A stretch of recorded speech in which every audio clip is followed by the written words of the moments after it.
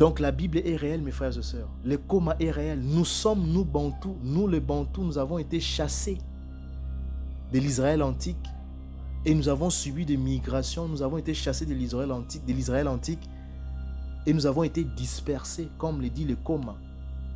La Bible, comme le confirme le coma, la Bible dans Ésaïe 18:1 et Sophonie 3:10, nous avons été dispersés au-delà du fleuve de l'Éthiopie. Nous parlons le paléo-hébreu dans sa pureté, mes frères et sœurs. Est-ce que vous comprenez cela? Béni soit ceux qui se réveillent ensemble avec le peuple. Donc, le peuple élu se trouve au-delà du fleuve de l'Éthiopie, mes frères et sœurs.